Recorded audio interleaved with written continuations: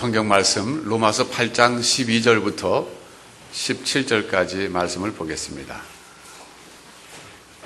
12절부터 17절까지 말씀 제가 봉독을 하겠습니다. 그러므로 형제들아 우리가 빚진 자로 돼 육신에게 져서 육신대로 살 것이 아니니라. 너희가 육신대로 살면 반드시 죽을 것이로되 영으로서 몸의 행실을 죽이면 살리니 무릇 하나님의 영으로 인도함을 받는 그들은 곧 하나님의 아들이라. 너희는 다시 무소하는 종의 영을 받지 아니하였고 양자의 영을 받았으므로 아바 아버지라 부르짖느니라. 성령이 친히 우리 영으로 더불어 우리가 하나님의 자녀인 것을 증거하시나니 자녀이면 또한 후사 곧 하나님의 후사요 그리스도와 함께한 후사니 우리가 그와 함께 영광을 받기 위하여 고난도 함께 받아야 될 것이니라. 아멘. 여러분, 아버지에 대한 인상이 어떠십니까? 여러분은 각자 나름대로 아버지에 대한 인상이 있고 또 추억이 있을 거예요. 어떤 사람들은 아버지에 대해서 따뜻한 이미지를 갖고 있는 분들도 계시는 반면에 어떤 사람들은 아버지 그러면 지금 생각해도 무서운 분, 어려운 분, 이런 이미지도 있을 겁니다. 또 밝은 이미지, 어두운 이미지, 또 긍정적 이미지, 또 부정적 이미지, 그런 이미지가 있는데 또 자라나서 또 살다 보면 또 어른이 되다 보면 그 이미지가 또 바뀔 수도 있어요. 처음엔 아버지가 마냥 어렵게만 느껴지고 무서웠는데 알고 보니까 아버지가 참 따뜻한 분이셨다는 거, 그런 것도 알게 됩니다. 그래서 제가 우리 전에 이제 목회할 때 추모 예배를 이제 드리게 되면 제가 자녀들에게 다 물어봅니다. 1년에 추모 예배는 매년 1년에 한 번씩 드리는 거니까 돌아가면서 한번 얘기를 해보라 그래요. 아버지에 대한 인상, 추억 한번 얘기해봐라. 그러면 얘기하는 거예요. 아버지가 내가 고등학교 때 나만 데리고 가가지고 뭐 불고기 잔뜩 사주고 영화 보여줬다고. 그러면 그 형이 있다.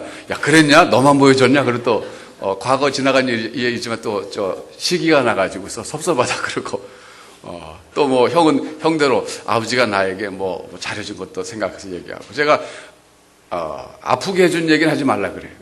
잘해준 얘기, 아버지에서 좋았던 추억 얘기해보라 그럽니다. 그래서 1년에 한 가지 얘기하는데 참 좋더라고요.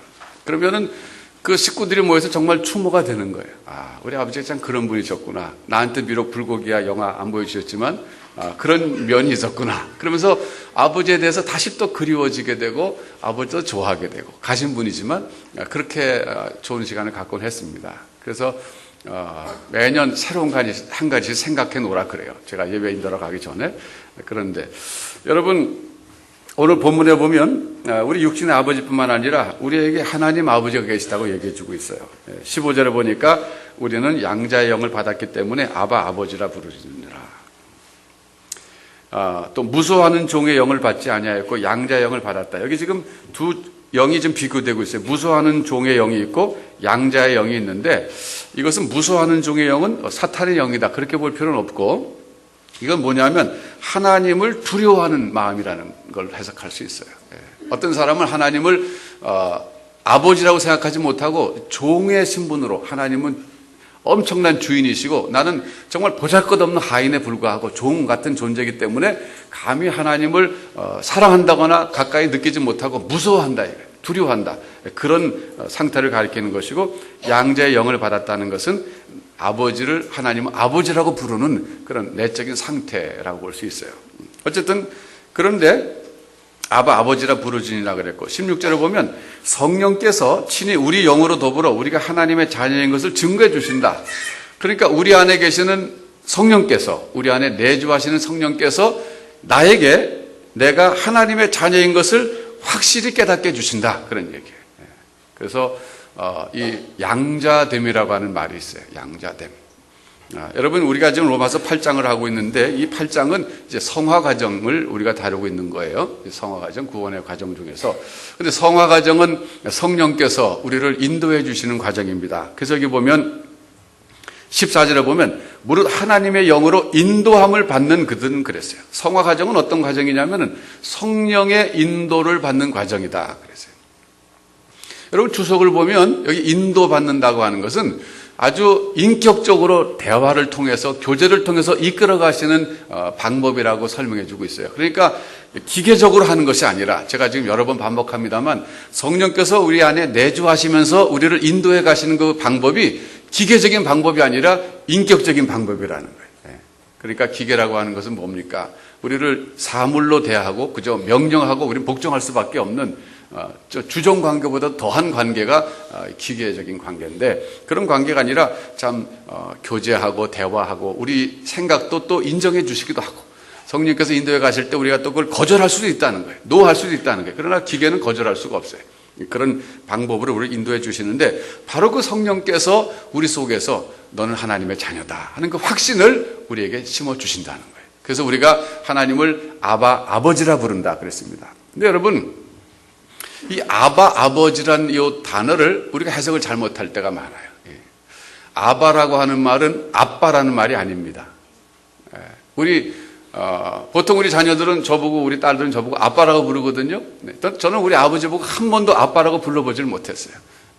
아버지라고 불렀어요. 그래서 저는 처음에 이 로마서 8장을 읽을 때, 어떤 주석을 보니까 이렇게 주석해 놨어요.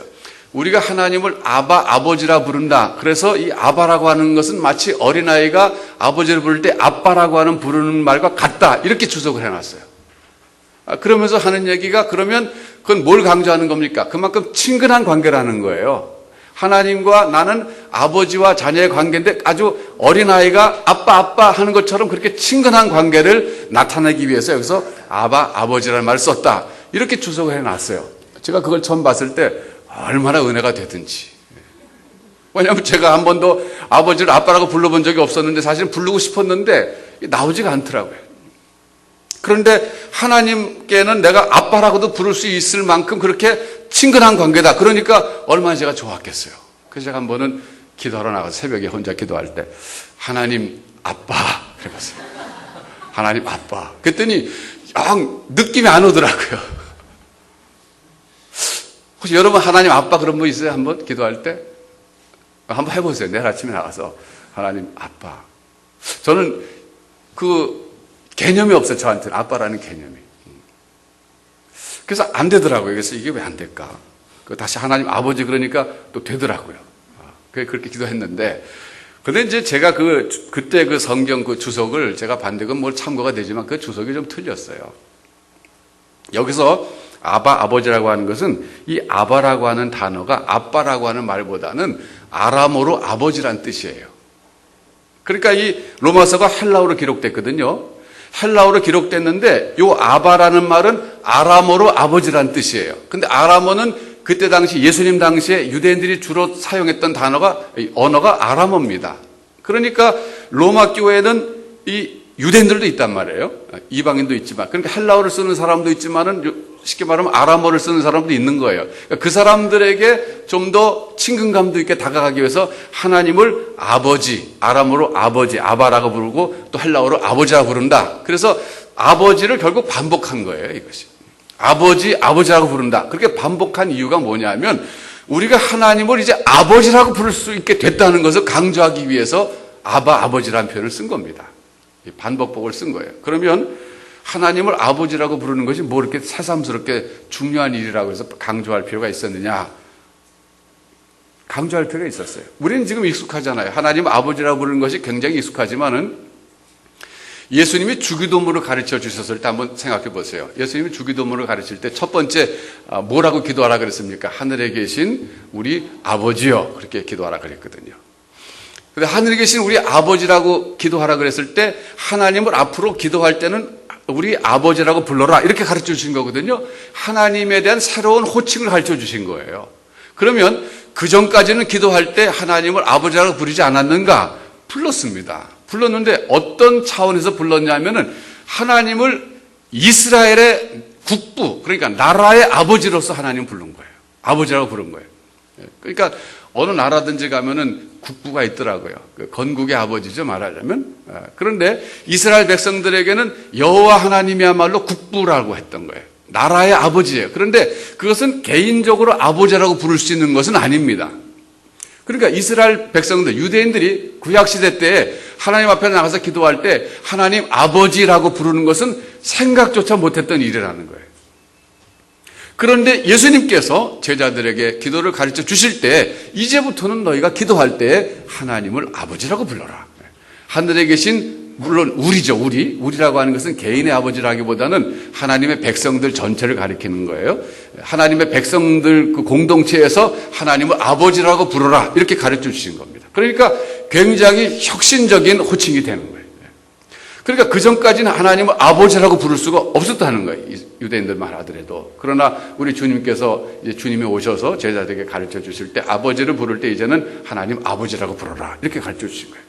마찬가지로 로마서 8장 15절에서 아버지라고 부르신다 그럴 때 이게 뭘 말해주냐면은 이제는 하나님을 우리가 아버지라고 부를 수 있는 관계가 됐다는 거예요. 이건 엄청난 축복이면서도 또한 신분의 변화가 나타났다는 거예요. 제가 칠판을 좀 쓸게요.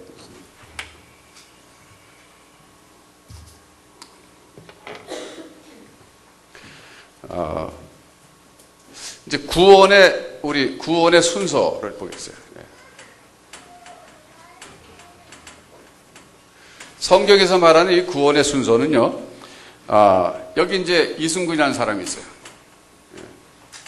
이순근이라는 사람이 이 세상에 태어났는데, 처음부터 구원받는 건 아니거든요. 이제 예수를 믿어 구원받는데, 우선,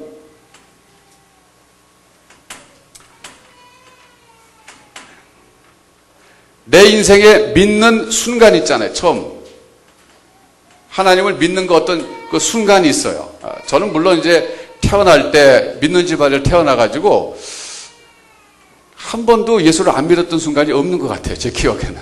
그러나 제가 그래도 정확하게 정말 하나님이 살아계시구나 하는 것을 체험했던 것은 한 13살 때였던 것 같아요. 13살 때. 근데 이 믿는다고 하는 것들, 우리가 성경적으로 보면 어떻게 믿을 수 있냐면은 성령께서 중생, 거듭나게 하셨을 때 믿을 수 있어요. 그러니까 우리 속에서 우리를 거듭나게 하실 때, 그래서 성령께서 거듭나게 하시면 우리가 그때 비로소 믿음이 생겨가지고 예수님을 나의 주님이라고 고백합니다. 근데 이렇게 믿게 되면 그때 하나님께서 우리를 어떻게 해주시냐면은 의롭다고 해주세요. 칭의. 칭의라고, 믿음으로 의롭다고 선언해 주십니다. 이거 법적인 용어라 그랬어요. 그러니까 신분상의 변화입니다. 저것은 죄인이었던 사람이 의인이 된 거예요. 또 그런가 하면 오늘 우리가 지금 본문과 관계된 것이 양자됨. 하나님께서 우리를 자녀로 삼아 주신다는 거예요. 그러니까 이 지금 네 가지는 동시에 일어나는 사건이에요. 같은 순간에 이루어지는 사건이에요. 그러니까 시간적 차이는 사실 없습니다. 동시에 일어나는 거예요. 그런데 시간적 차이는 없지만 논리적 차이는 있어요. 논리적 순서는 있어요. 동시에 일어나지만 논리적으로는 먼저 거듭나게 하는 것이 첫 번째예요. 성령께서 거듭나게 해주셔야 되는 거예요. 일단 두 번째는 믿음을 두 번째로 할 수 있어요. 거듭나게 하시면 내가 신앙을 고백하거든요. 주님을 나의 주님이라고 고백하고 내가 죄인인 것을 고백해요. 그 다음에 믿음으로 의롭다함을 받는 거예요. 세 번째가 칭의가 나오는 거예요. 그 다음에 네 번째가 양자가 되는 거예요. 이제 자녀 삼아 주는 거예요. 그런데 이것은 어디까지나 논리적인 순서지 시간적인 순서가 아니라는 거예요. 무슨 말인지 이해가 되세요? 시간적으로는 at the same time, 동시에 일어나는 거예요. 그렇지만 논리적으로는 저게 논리적으로 순서가 있다 이거예요. 이제 이런 거는 이제 시험을 봐야 여러분이 안 잊어버리고 계속 기억이 남는데, 제가 왜 이걸 기억하냐면 시험을 봤기 때문에 그런 거예요. 그래서 제가 연말에 한번 우리 교인들 대상을 시험 볼까 그러는데 지금 그럼 또 시험 본다고 또 시험 들까봐 제가 안 보고 그러는데, 참 이 교회 이 교육이라고 하는 것이 한계가 시험을 보지 않는다는 게 문제예요. 시험을 안 봄으로써 공부가 안 되는 거예요. 그래서 시험 안 볼 테니까 여러분 잘 외두세요. 이거는 논리적 순서지 시간적 순서는 아니다. 그러나 이런 순서가 있는 거예요. 그래서 요 다음에 양자된 다음에 이때가 이제 성화 과정으로 들어가는 거예요. 성화 과정. 성화 과정은 우리가 거룩하게 변화되는 거예요. 그러니까 의인은, 칭의는 이제 의인이 되는 건데, 이 의인은 법적으로는 거룩한 사람이에요. 법적으로는 의롭고 거룩한 사람이에요. 그러니까 성경은 의로운 것과 거룩한 것을 거의 같이 사용하고 있어요. 넓게 보면 그저 같은 개념을 쓰고 있는데 의인은 법적으로는 의인인데 성화 과정은 아직까지 거치지 못했기 때문에 실질적으로는 거룩하지 못한 사람이에요. 의롭지 못한 사람. 의롭게 살지 못해.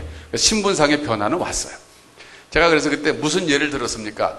베트남 아줌마 얘기 들었잖아요. 베트남 아줌마가 한국에 시집 와가지고서 이제 한 10년 살았는데 법적으로는 한국 사람이 됐어요.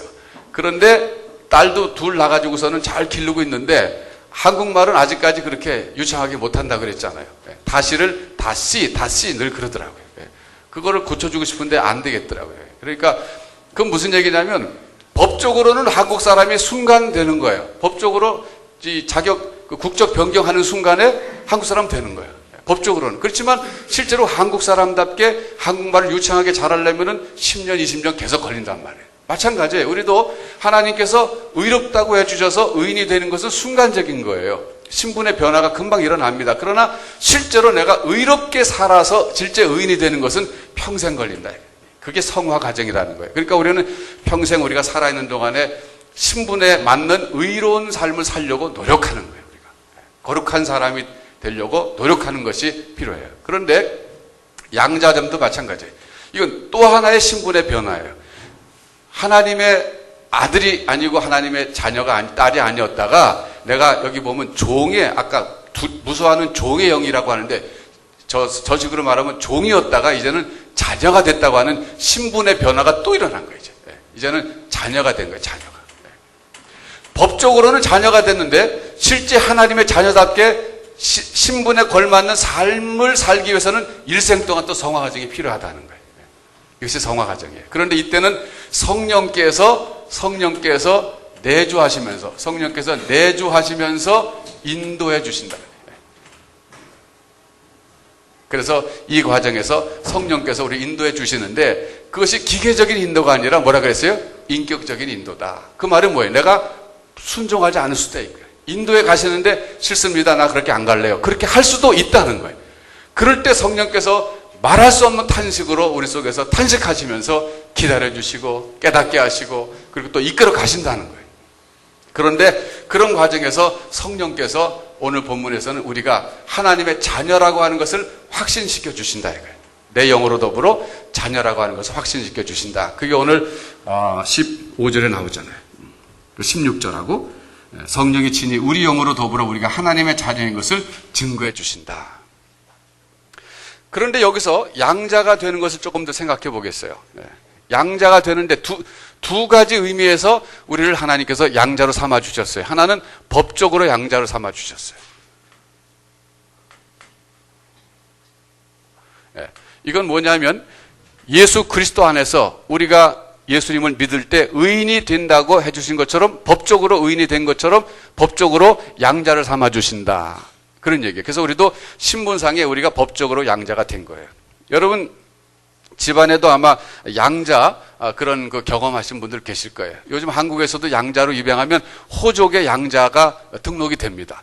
그래서 법적으로 양자가 되는 거예요. 그러니까 하나님께서 우리를 양자 삼아 주셨다 그랬을 때 예수 그리스도께서 우리를 위해서 대신 죽어주시고 우리가 그 사실을 믿고 하나님 앞에 나가서 참 죄를 고백하고 그리고 주님을 나의 구주로 영접했을 때 그때 하나님께서 나를 법적으로 양자로 삼아 주신다는 거예요. 두 번째는 출생에 의해서 양자를 삼아 주시는 거예요. 이건 뭐냐면 성령께서 거듭나게 하신다 이게 우리를. 거듭나게 하시는데 다시 거듭나게 하시면서 하나님의 자녀로 태어나게 하신다는 거예요. 그러니까 우리가 또 하나님의 자녀가 양자가 되는 것은 성령에 의한 새로 태어남, 즉 거듭남, 출생에 의해서 양자가 된다는 거예요. 그러니까 이 두 가지를 합치면 아주 완벽하게 하나님의 자녀가 되는 거예요. 성경은 우리에게 이처럼 우리가 양자가 된 것이 완벽하게 하나님의 자녀가 이렇게 됐다라고 강조하고 있어요. 자, 그런데 그 다음에 그걸로 끝나는 게 아니라 15절에 보면 하나님을 아버지라 부르짖느니라 이런 말이 있어요. 부르짖는다. 이 부르짖는다고 하는 것은 아버지라 부른다 하는 것과 좀 다른 거예요. 부르짖는다는 것은 막 큰 소리로 외친다 그런 뜻이에요. 큰 소리로 부른다. 자, 여러분, 하나님을 아버지라고 큰 소리로 부를 수 있는 사람들은 정말 복 있는 사람들입니다.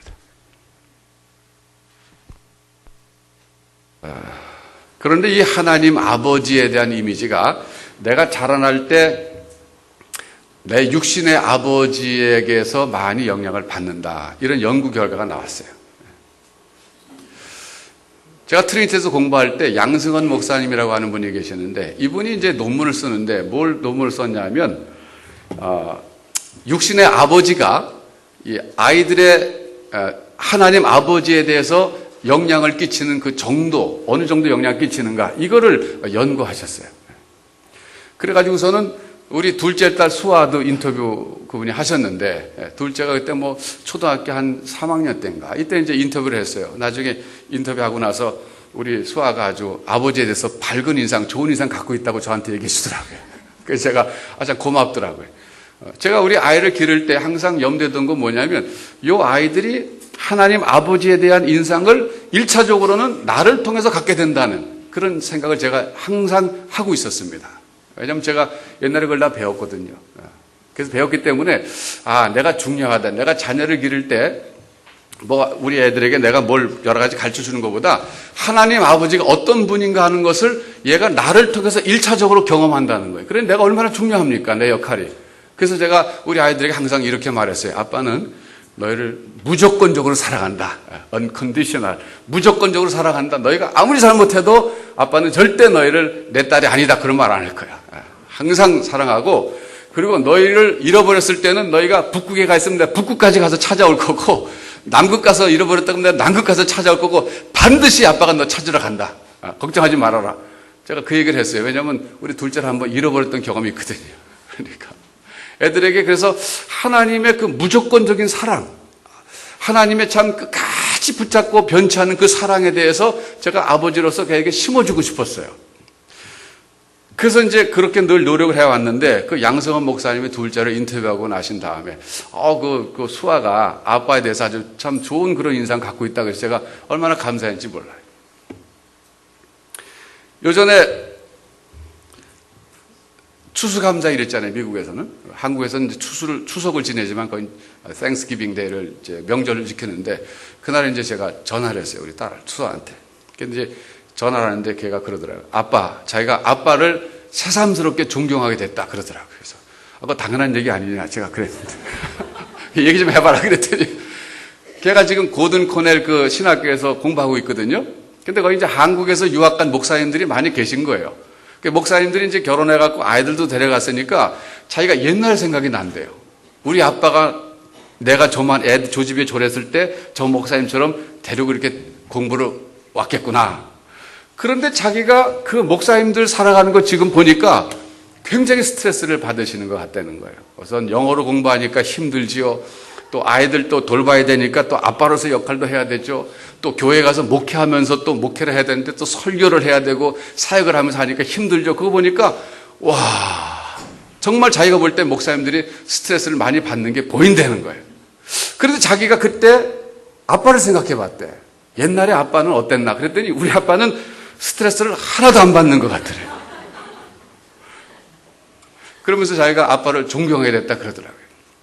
그래서 내가 그랬지. 네가 몰라서 그랬지. 아빠가 왜 스트레스 안 받았겠냐. 네 앞에서는 안 받는 것처럼 보였을 뿐이지 아빠도 엄청 받았단다. 제가 그런 얘기 했어요. 그랬더니 하는 얘기, 아빠는 어떻게 그렇게 주일날 설교하지? 한국교회 목사님들 그렇잖아요. 주일날 설교하지, 수요일날 하지, 금요일날 또 무슨 금요 기다릴 때 설교하지. 어떻게 이렇게 한 주에 설교를 그렇게 3번씩이나 할 수 있어? 그러더라고요. 그래서 왜 그랬더니 자기는 최근에 어디 가서 설교하라 그래서 한번 설교하러 갔는데 막 가기 전부터 준비하고 막 가서 할 때도 그렇고 얼마나 힘들었는지 모르는데요. 어쨌든 한 번 하는데 그래서 제가 그랬죠. 아빠가 3번만 하냐? 아빠는 새벽기도도 한단다. 나는 봐서. 그랬더니 어떻게 그렇게 하냐 그러더라고요. 그래서 아빠도 처음에는 엄청 스트레스 받았는데 자꾸 하다 보니까 설교도 자꾸 이제 경험이 생기고 그러니까 잘하게 됐다. 그런 얘기 했어요. 그러면서 아빠를 정말 새삼스럽게도 존경하게 됐다. 그래서 제가 많이 존경해라. 제가 그랬죠. 네. 여러분 참 우리가 자녀를 기르면서 여기 아버지도 계시죠. 아버지로서 자녀에게 참 그 긍정적 인상을 주는 것이 굉장히 중요해요. 왜냐하면 그것이 그 아이가 하나님 아버지에 대해서 이미지를 형성하는 데 중요한 영향을 미치기 때문이라는 거예요. 제가 오래전의 일입니다만 한국서 이제 목회할 때 어느 교인을 만났는데 그 교인이 여자 집사님인데 참 대화하시면서 우시면서 그런 얘기 하시더라. 목사님, 저는 아버지가 20년 전에 집을 나갔는데 안 들어오고 계십니다. 생사도 모릅니다. 그러더라고요. 그래서 어떻게 된 겁니까? 그랬더니 아버지가 교회 장로님이셨대요. 장로님이셨는데 신앙이 참 좋은 분이었대. 자기가 이제 지금 신랑이랑 결혼하려고 아버지한테 소개하려고 자기 신랑 데려왔는데 그때 신랑은 교회를 안 다니고 있었대요. 그러니까 아버지가 절대 안 된다. 교회 안 다니면 안 된다. 그래서 세례를 받으면 허락하겠다. 그래서 자기 남편이 세례를 받았대요. 신앙도 없는데 장가가려고 세례를 받았대요.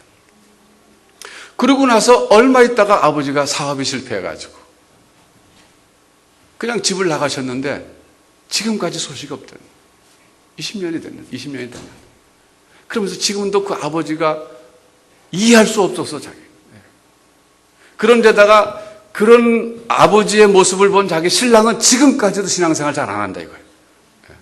그 당신 아버지 뭐 장로라 그러더니 나 그렇게 세례 안 받으면 결혼을 안 하겠다 그러더니 그렇게 그냥 나가가지고 무책임하게 그냥 내가 왜 신앙생활 해야 되냐, 예수 믿었냐.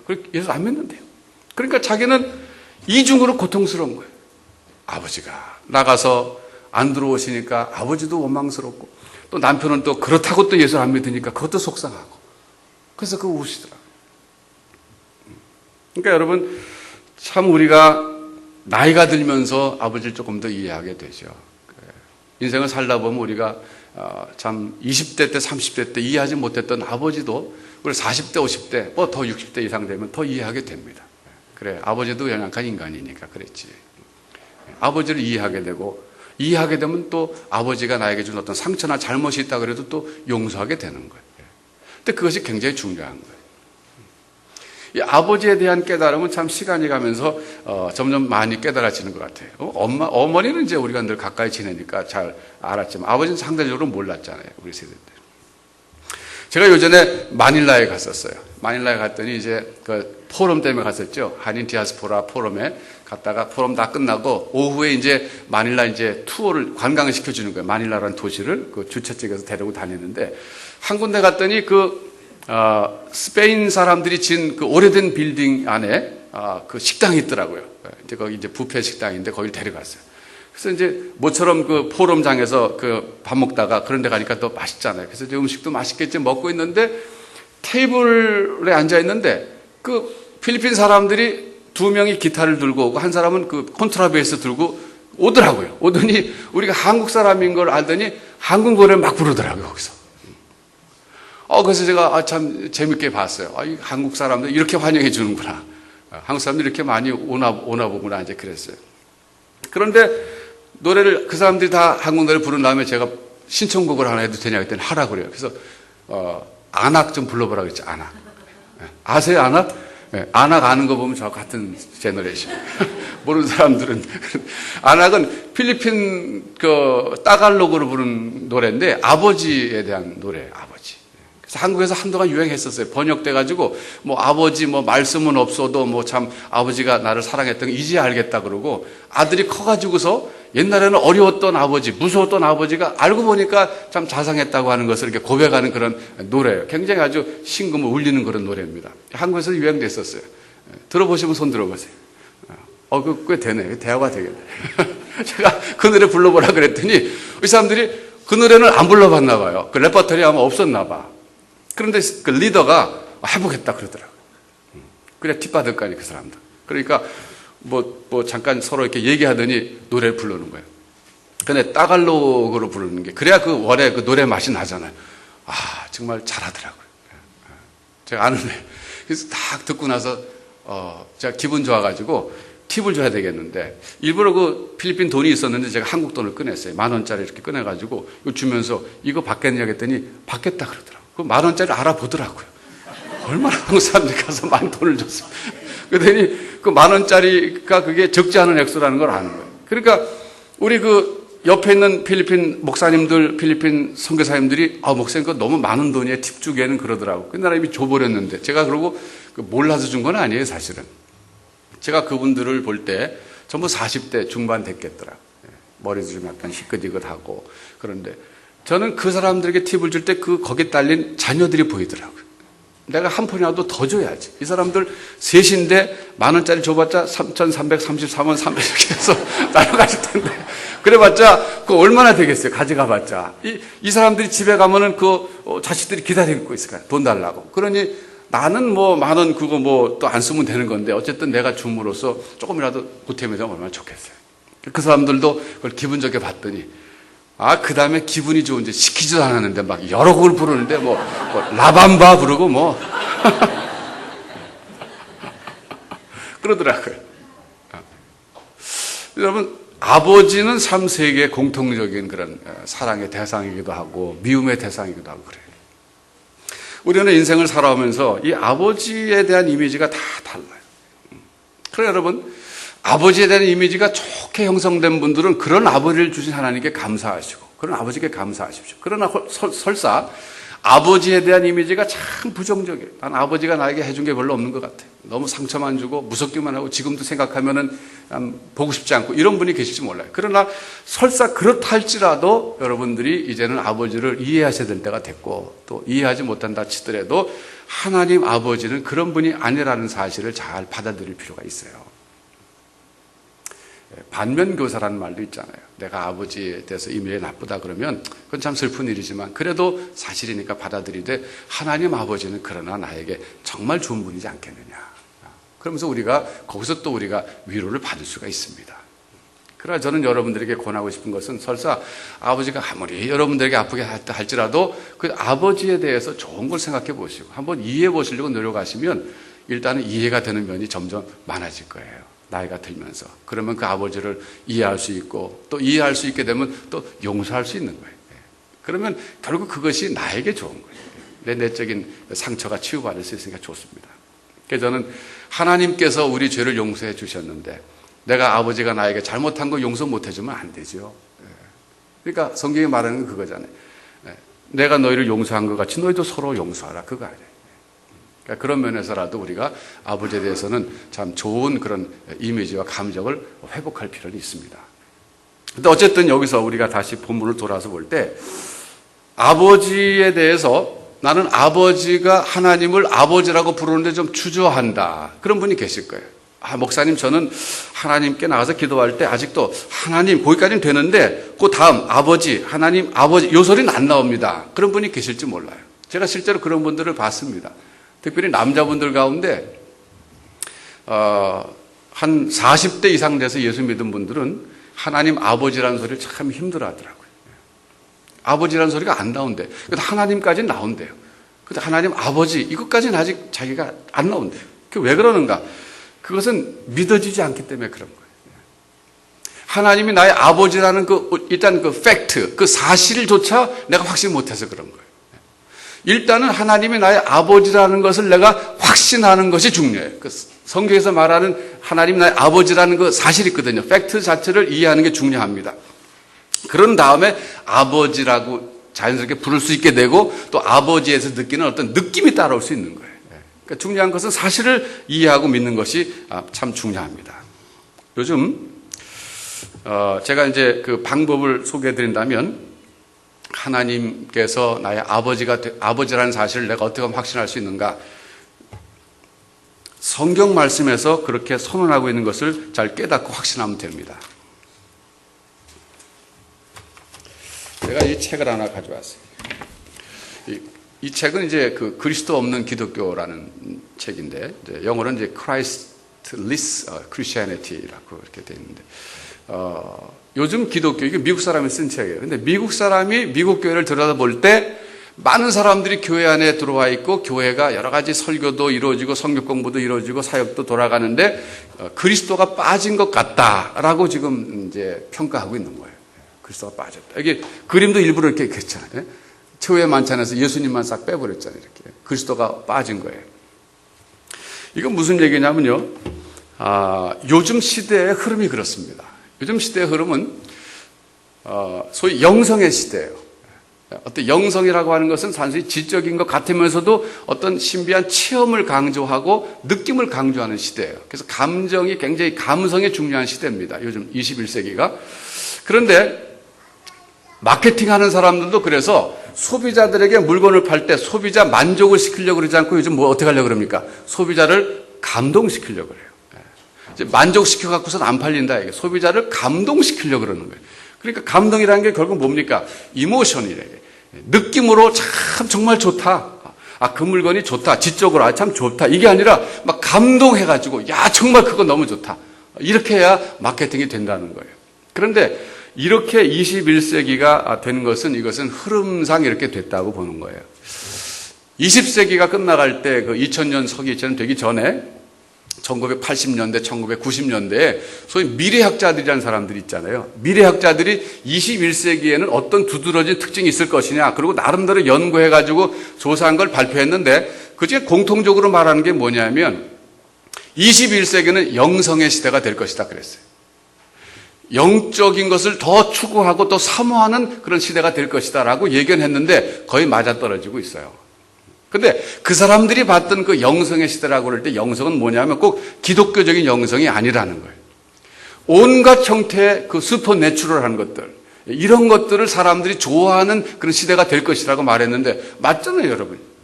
요즘 TV 드라마 같은 거 보면 그런 막 그 공상적인 거 상상적인 것들이 얼마나 많습니까? 그런데다 최근에 제가 일주일 전에 뉴스를 봤더니 한국에서 무속을 소재로 갖고 연극도 올린다 그러고 영화도 찍는다 그러고 막 그러잖아요. 그러니까 지금 이 추세가 꼭 기독교적인 영성이 아니라 그저 인간의 삶에 대해서 또 인간 자신에 대해서 또 한계를 느끼는 우리 사람들이 초월적인 존재하고 자꾸 이렇게 접촉하고 싶어 하는 거예요. 뭔가 그 존재로부터 자기가 사랑받고 있다는 것을 확인하고 싶어 하는 그런 성향이 강한 시대이기 때문에 이것이 복음을 전하는 데 좋은 텃밭이 될 수 있지만 오히려 혼선을 빚을 수도 있다는 거예요.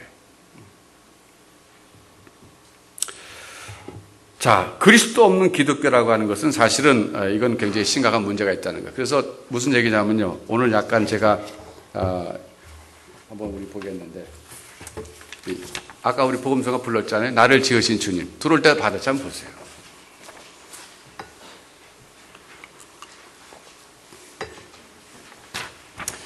여기 가사 보면 상당히 우리가 좀 생각을 좀 해봐야 돼요. 찬송가 부를 때 여러분 우리가 가사를 좀 잘 생각해 봐야 됩니다. 참 곡도 아름답고 참 가사도 좋잖아요. 우리가 그러니까 한번 좀 분석을 해보겠어요. 나를 지으신 주님 내 안에 계셔. 나를 지으셨다는 건 창조주라는 거예요. 나는 그의 피조물이라는 거고 내 안에 계신다. 이건 성령께서 내조하신다는 거예요. 처음부터 내 삶은 그의 손에 있었죠. 그렇죠. 나를 지어주셨기 때문에 그분이 나의 삶을 다 쥐고 계셨기 때문에 그의 손을 떠날 수가 없었던 거예요. 그 다음에 내 이름 아시죠? 그렇죠. 하나님이 내 이름 아시죠. 내 모든 생각도 아시죠. 다 아시죠. 내 흐르는 눈물 그가 닦아주셨죠. 그렇죠. 우리 인생을 살면서 힘들고 고달프고 외로울 때 주님이 내가 흐르는 눈물을 닦아주신다 그거예요. 2절에 보면 그는 내 아버지, 난 그의 소유. 이제 아버지와 소유의 관계로 바뀌었어요. 앞에서는 나를 지으신 주님, 창조주와 피조물의 관계였는데 2절에서 이제 아버지와 자녀의 관계로 바꿔집니다. 내가 어딜 가든지 날 떠나지 않죠. 내 이름 아시죠? 내 모든 생각도 아바라 부를 때 그가 들으시죠. 여러분, 우리가 이 찬송 부를 때 얼마나 가사가 좋고 좋습니까? 그런데 만일에 여러분이 지금 예수를 안 믿는 사람이에요. 교회라고 하는 것은 태어나서 처음 왔어요. 근데 오늘 교회에서 이 찬송 부르는 거예요. 그럼 이 가사 볼 때 어떤 생각이 들겠어요? 하나님에 대해서 참 좋으신 분인 것 같다. 왜?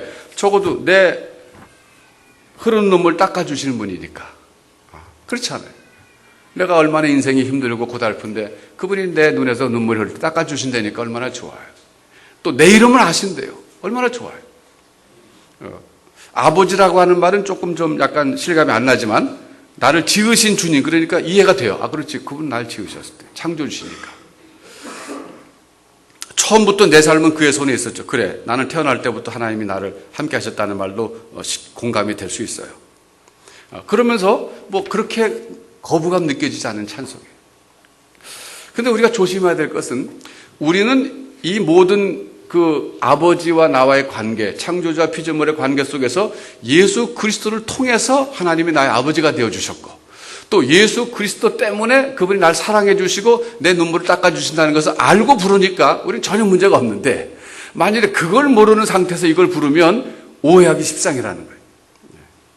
여러분, 예수님께서 요한복음 14장 6절에서 그러셨잖아요. 내가 곧 길이요 진리요 생명이니 나로 말미암지 않고는 아버지께로 올 자가 없느니라 그랬어요. 결국 하나님께로 나아갈 수 있는 유일한 길은 예수 그리스도라는 거예요. 그리고 포도나무 비유 있잖아요. 요한복음 15장 5절에서 나는 포도나무에 너희는 가지니 나를 떠나서 너희가 아무것도 할 수 없다. 그런 말씀하셨어요. 그러니까 이건 굉장히 그런 면에서 예수 그리스도 중보자가 계시기 때문에 우리가 하나님 앞에 나가서 아버지라고 부를 수 있고, 하나님이 우리 눈물도 닦아주시고 우리 인도해 주신다는 걸 우리가 알기 때문에 우리 이 찬송 부를 때 전혀 문제가 없는데, 오늘 교회 처음 나오신 분은 하나님 괜찮은 분이시네 참. 예수님이 여기 없단 말이에요. 여기 지금 구체적으로 예수님에 대한 언급은 없거든요. 그러니까 이런 찬송을 부를 때 자칫 잘못하면 지나가던 사람이 와서도 교회 괜찮은 곳이네, 난 나대야 되겠다, 이렇게 생각할 수 있어요. 그게 시작은 괜찮은데 계속적으로 그런 상태로 지속된다는 것은 그게 문제라는 거예요. 여러분, 당신은 사랑받기 위해서 태어난 사람, 그 노래 아시죠? 전에 한번 제가 얼핏 무슨 그 TV를 보니까 그게 다큐멘터리인지 뭔지 그 운동하다 봤기 때문에 잘 모르겠는데, 거기서 생일 잔치 하는데 이 노래 부르더라고요. 드라마였던 것 같아요. 그러니까 전혀 기독교적인 배경이 아닌데 사람들이 모여가지고 당신은 사랑받기 위해 태어난 사람 하고 막 박수 쳐주고 축하한다 그러더라고요. 그러니까 생일날 얼마나 잘 맞는 찬송입니까? 믿는 사람이든 안 믿는 사람이든 그거 싫어할 사람은 머리 써요. 그런데 그것이 당신이 사랑받기 위해서 태어났는데 예수 그리스도 안에서 하나님이 우리를 사랑하시고 예수 그리스도 안에서 우리를 자녀 삼아 주셨다는 것이 빠진 상태에서는 그 노래가 의미가 없는 거예요. 잘못 메시지를 전달해주고 있는 거예요. 제가 미국 베델교에서 어느 한 형제를 아는데, 이분이 이제 성경이 읽어지네 그걸 구약을 영어로 번역한 분이에요. 우리 수아랑 같이 했는데 이름이 이제 사일러시라고 있는데, 이분이 미국 사람인데 부인이 한국 사람이에요. 한국말을 참 잘합니다. 그래서 공식적인 통역도 하고 가는 그런 분이에요. 근데 이분이 저한테 와서 그래요. 목사님, 저는요 그 한국 노래 중에서 당신은 사랑받기 위해서 태어난 사람은 좀 문제 있다고 생각합니다. 그러다가 그래서 왜 문제 있습니까? 왜 사람이 사랑받기 위해서 태어났습니까? 죄인으로 태어난 거지. 우리가 우선 죄인인데 내가 하나님 앞에서 죄인이라는 것을 깨닫고 하나님 앞에 나가서 예수 그리스도를 의지하고 용서를 구하고 그리고 사죄함을 받고 그리고 하나님과 우리의 자녀 관계가 형성된 다음에 그 다음에 나는 사랑을 받기 위해서 태어났다, 이렇게 불러야지 순서가 맞는데, 그냥 거두절미하고 당신은 사랑을 받기 위해서 태어난 사람 그러면 처음에 교회 나온 사람이 오해하지 않겠습니까? 그런 얘기. 일리가 있어요. 그러니까 그게 바로 뭐냐면 전부 그리스도 없는 복음, 그리스도 없는 기독교가 될 수 있어요. 요즘은 사람들이 이 타치라고 하는 말을 많이 써요. 하나님의 만져주심, 타치. 이것이 꼭 육신적인 어떤 힐링을 위한 타치도 있지만 정서적으로 상처받은 것을 이렇게 치유해 주시는 것을 많이 쓰잖아요. 그런데 그런 것들이 전부 예수 그리스도 안에서의 타치를 말해야 되는데, 그런 거 없이 하나님은 여기 지금 내가 외롭게 살고 있는데 하나님 어떤 분이냐, 참 사랑하는 분이고 한없이 자비로우신 분이시고 내 눈물을 닦아주신 분이시다, 이런 메시지만 듣고서 생각하고 하나님께 나가려고 그러면 그거는 요한복음 14장 6절에 해당하는 이제 걸리는 말이 된다 이거예요. 걸리는 말이 된다 이거예요. 미국에서 통계 조사를 한 걸 자료를 봤더니 미국 사람 10명 가운데 한 사람만 하나님이 살아계신 것을 부인하고 대부분 하나님의 존재를 인정한답니다. 그런데 그 9명에게 물어봤대. 하나님이 당신에게 어떤 사람이니까 그랬더니 대부분 7, 8명이 하나님은 나의 친구 같은 분입니다, 이렇게 대답했다. 친구. 여러분, 하나님이 나의 친구와 같다라고 그럴 때는 중학생 때까지는 괜찮습니다. 우리 청소년부 아이들에게는 하나님이 나의 친구와 같은 분이다 그럴 때는 그것이 굉장히 좋은 거예요. 그때는 친구가 좋은 또래 집단이 영향 끼치잖아요. 그래서 나는야 친구 대신 주 예수님과, 이런 찬송가 좋은 거예요, 그 아이들에게는. 그런데 여러분들이 지금도 나는야 친구 대신 예수님과 그러면 이건 조금 아직 나에 맞지 않는 거예요. 그러니까 우리는 하나님의 거룩하심, 성경 말이죠. 하나님은 거룩하신 아버지시다. 예? 하나님은 긍휼에 풍성하신 아버지시고 하나님은 또 사랑의 하나님이시지만 공의로운 아버지시다 하는 이런 하나님의 거룩과 공의와 같은 이 무서운 면은 다 빼버리고, 요즘 현대인들은 전부 하나님의 사랑과 자비와 긍휼의 풍성하심과 눈물을 씻어주신가 만져주신가 이런 쪽으로만 자꾸 생각하면 교회 처음 나온 사람들이 그 복음 들을 때 저거라면 나도 저거 믿지 왜 안 믿어 이렇게 된단 말이에요. 하나님의 그런 면이 없는 건 아니다. 중요한 것은 그것이 모든 것이 우리를 사랑하시고 자녀 삼아 주시고 우리가 아버지라고 부르는 것도 in Christ, 그리스도 안에서 되어진 사건이라는 것을 먼저 객관적인 진리로서 받아들이고 이해할 필요가 있다는 거예요. 그것이 선행된 다음에 그 다음에 하나님 앞에 나가서 아버지라고 부를 때 확신도 생기고 느낌도 생긴다는 거예요. 여러분 에베소서 1장 가서 한번 볼게요. 에베소서 1장 보면 이 그리스도 안에서라고 하는 말이 얼마나 중요한지 깨닫게 되실 거예요. 1장 3절부터 14절까지입니다.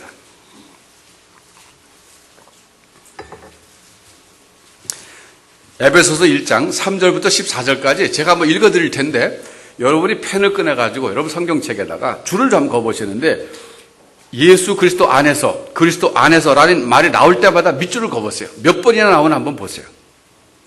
1장 에베소서 1장 354페이지쯤 돼요. 제가 3절부터 14절까지 볼 텐데 예수 그리스도 안에서라는 말이 나올 때마다 밑줄 한번 그어보세요. 찬송하리로다 하나님 곧 우리 주 예수 그리스도의 아버지께서 그리스도 안에서 한번 나왔죠? 그리스도 안에서 하늘에 속한 모든 신령한 복으로 우리에게 복 주시되 우리에게 복을 주신 것도 그리스도 안에서 주셨다는 거예요. 4절에 보면 곧 창세전에 그리스도 안에서 우리를 택하신 것도 그리스도 안에서 택하신 것이고 우리로 사랑 안에서 그 앞에 거룩하고 흠이 없게 하시려고 그 기쁘신 뜻대로 우리를 예정하사 예수 그리스도로 말미암아 자기의 아들들이 되게 하셨으니 이는 그의 사랑하시는 자 안에서 이것도 그리스도 아니죠? 사랑하시는 자 안에서 우리에게 거저 주시는 바 그의 은혜의 영광을 찬미하게 하려는 것이라 우리가 그리스도 안에서 또 나와요. 그리스도 안에서 그의 은혜의 풍성함을 따라 그의 피로 말미암아 구속과 죄사함을 받았으니 그러니까 죄사함 받은 것도 그리스도 안에서 받은 것이고 이는 그가 모든 지혜와 총명으로 우리에게 넘치게 하사 그 뜻의 비밀을 우리에게 알리셨으니 곧 그 기쁘심을 따라 그리스도 안에서 또 나오죠. 때가 찬 경륜을 위하여 예정하신 것이니 하늘에 있는 것이나 땅에 있는 것이 다 그리스도 안에서 통일되게 하려 하심이라. 구원의 완성도 그리스도 안에서 다 완성된다는 거예요. 모든 일을 그 마음의 원대로 역사하신 자의 뜻을 따라 우리가 예정을 입어 그 안에서 기업이 되었으니 그 안에서도 그리스도 아니죠. 이는 그리스도 안에서 전부터 바라던 우리로 그의 영광의 찬송이 되게 하려 하심이라. 그 안에서 또 나와요. 그 안에서 너희도 진리의 말씀 곧 너희의 구원의 복음을 듣고 그 안에서 또한 믿어 약속의 성령으로 인치심을 받았으니 이는 우리의 기업의 보증이 되사 그 얻으신 것을 구속하시고 그의 영광을 찬미하게 하려 하심이라. 여러분 몇 번 나왔습니까? 예? 10번. 10번 나왔습니까? 예, 참 많이 나왔죠. 예. 우리 홍성원 집사님이 제일 모범생이에요. 예. 항상 앞에 앉아가지고 노트 하느라고 제가 얼굴을 볼 수가 없어요. 예. 그 10번 나왔다가 제일 먼저 대답해 주셨어요. 이 그리스도 안에서요. 그러니까 하나님이 우리를 자녀 삼아 주신 것도 우리에게 복을 주시는 것도 모든 것이 결국은 in Christ, 그리스도 안에서라는 거예요. 그러니까 요한복음 15장 5절 가서 한번 찾아봅시다. 요한복음 15장 5절.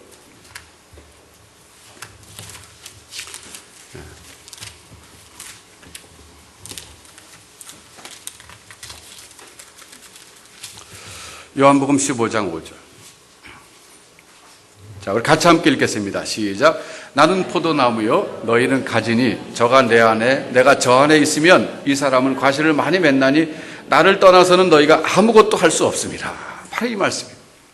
그러니까 예수 그리스도 안에서라고 하는 말은 지금 주님이 비유를 말씀하실 때 나는 포도나무에 너는 가지라고 그랬어요. 저가 내 안에 내가 저 안에 있어야만 된다는 거예요. 나를 떠나서는 너희가 아무것도 할 수 없다. 포도나무 가지가 포도나무에서 떨어져 나오면 그건 어떻습니까? 죽을 수밖에 없고 그거는 아무 제목도 안 된다는 거예요. 그러니까 우리가 그리스도 안에서 모든 것이 이루어진다 그런 얘기예요. 그리스도 안에서. 그러니까 여러분 제가 이제 말씀을 좀 이제 정리하겠습니다. 하나님 아버지라고 내가 부르기가 왜 어려우냐? 기도할 때 나는 하나님 아버지라고는 안 됩니다. 하나님까지는 되는데 그저 어쩌다 한번 하나님 아버지 해봤더니 역시 좀 이상합니다. 낯설어요. 확신이 안 생깁니다. 왜 그러냐면은 내가 그리스도 안에서 하나님의 자녀가 됐다는 것을 아직 잘 모르고 있기 때문에 그래요. 그러니까 느낌으로 하나님을 아버지라고 이해하려니까 안 되는 거예요. 그래, 하나님이 나를 사랑하시는 것 같아. 그럴 때는 하나님 아버지 소리가 아버지 조금 나오는데, 어떨 때는 하나님이 나를 사랑하지 않는 것 같아. 그럼 하나님 아버지가 전혀 안 나오는 거예요. 그러니까 자기 어떤 개인적인 영적인 체험이나 느낌으로 자꾸 하나님을 아버지라고 부르려고 그러니까 이게 안 되는 거예요. 중요한 것은 사실에 근거해서 불러야 되는 거예요. 사실에 근거해서. 여러분, 결혼하고 났을 때, 결혼식 때 서약을 합니다. 사랑하는 남편과 아내로 됐어요. 그러면 결혼하자마자 목사님이 선포하면 그때 막 실감이 막 납니까? 그때부터 막 여러분 요즘은 전부 오빠라고 부르고 자꾸 그러지만은 여보 당신 부를 수 있습니까? 이게 안 되거든요. 시간이 가면서 점점 되는데, 중요한 것은 그 사실이 중요한 거예요. 사실. 그러니까 그리스도 안에서 하나님이 나의 아버지가 되어주셨다는 이 성경의 말씀이 하나의 객관적 진리고 객관적 사실이에요. 이것에 대해서 먼저 확신하고 나면 시간이 가면서 느낌도 오는 거예요. 하나님이 나의 아버지다. 느낌이 오고, 오늘 로마서 8장에 의하면 성령께서 우리 안에서 내 영으로 더불어 내가 하나님의 자녀인 것을 친히 증거해 주신다는 거예요. 시간이 가면서 점차적으로 내적인 확신이 강하게 드는 거예요. 하나님은 나의 아버지시다. 하나님 누가 뭐래도 나의 아버지시다. 흔들림이 없는 거예요. 이것은 주관적 체험에 의한 것이 아니라 첫 번째는 객관적 진리에 의한 것입니다. 성경에서 그리스도 안에서 하나님은 나를 자녀 삼아 주셨다는 이 성경의 객관적 진리에 근거해서 우선 하나님이 나의 아버지라는 사실을 내가 지식적으로 확신한 다음에, 그 다음에 그 사실에 근거해서 시간이 가면서 성령께서 내 안에서 내적인 확신을 주신다 이거예요. 그러면 이제 삶의 체험도 생겨요. 살다 보면 정말 인생의 어려운 순간에 하나님이 나에게 아버지로서 강하게 부각되시는 그런 역사를 하실 때가 있어요. 특별히 어렵고 힘들 때, 하나님이 아무도 나를 돌아보지 않을 때 하나님이 내가 너를 사랑한다 하는 것을 깨닫게 해주시는 주관적 체험이 있습니다. 그럴 때 내가 객관적으로 하나님이 나의 아버지라는 것을 성경을 통해서 깨닫고 있다는 것이 그 주관적 체험을 통해서 확실하게 시너지 효과가 나타나는 거예요. 그럴 때 하나님 아버지라고 더 강하게 부르게 되는 겁니다. 여러분, 하나님을 아버지라고 부를 수 있는 사람은 세상을 소유한 사람입니다. 세상을 소유한 사람이에요. 더 이상 부러울 게 없습니다. 웨스트민스터 소유리 문답 첫 번째 질문과 첫 번째 답이 뭐냐면, 사람의 인생의 제일 되는 목적이 뭡니까? 인생의 궁극적인 목적이 무엇입니까? 이 질문의 답이 뭐냐면, 하나님을 영화롭게 하고 영원토록 그를 즐거워하는 것입니다. 이렇게 대답해요. 하나님을 영화롭게 하는 것은 하나님께 영광 돌린다는 것이고, 하나님을 영원토록 즐겁게 해드리는 게 아니라, 하나님의 기쁨조가 되는 게 아니라 하나님을 즐거워하는 것이다. 하나님이 살아 계시기 때문에 즐거운 거예요. 하나님이 나의 아버지이시기 때문에 내가 즐거운 거예요. 다른 이유 없어요. 내가 인생이 어렵고 힘들고 여러 가지 난관이 있어도 한 가지 사실, 하나님이 나의 아버지라는 그 사실 때문에, 영원토록 하나님이 아버지라는 그 사실 때문에 내가 즐거워하는 거예요. 이것이 바로 사람이 마땅히 살아야 될 목적이라고 말씀해 주고 있어요. 여러분, 하나님은 얼마나 즐거워하십니까? 하나님 나의 아버지라고 하는 사실 때문에 여러분 인생이 정말 즐겁습니까? 아니면 하나님이 아버지신데 나에게는 참 안 해주시는 것 같아서 섭섭하십니까? 조금만 기다려보세요. 하나님 잘해 주실 거예요. 마르틴 루터가 종교개혁이 너무 힘들어가지고 포기하려고 그럴 때 그 부인이 그랬다 그랬잖아요. 상복을 입고 나타났다 그랬잖아요. 그랬더니 누가 죽었습니까? 당신 요즘 그렇게 낙심하는 거 보니까 하나님이 죽으신 것 같습니다. 그래서 내가 상복 입었습니다. 마르틴 루터가 크게 깨달았다 그랬잖아요. 여러분 지금 인생의 어떤 순간, 어떤 어려움에 봉착했는지 저는 모르지만 하나님은 아십니다. 여러분의 생각도 아시고 여러분의 흐르는 눈물도 닦아주실 만큼 잘하시는 분이세요. 그런데 그 하나님께서 여러분의 아버지라는 거예요. 아버지라는 거예요. 아버지라고 크게 부를 지를 수 있는 관계가 됐다는 거예요. 조그맣게 말하는 게 아니라 아버지라고 크게 부를 수 있다는 거예요. 그러니까 여러분 어려울 때 하나님 앞에 나가서 하나님 아버지라고 부르면서 여러분 앞에 있는 모든 문제를 다 아뢰시고 아버지께서 이 문제를 도와주시고 나를 붙잡아 주옵소서. 그럴 때 하나님 아버지께서 그래 내가 너를 사랑한다. 그리고 하나님께서 함께 하실 줄로 믿습니다. 이런 은혜를 누리시기를 주님의 이름으로 축원합니다. 기도하겠습니다.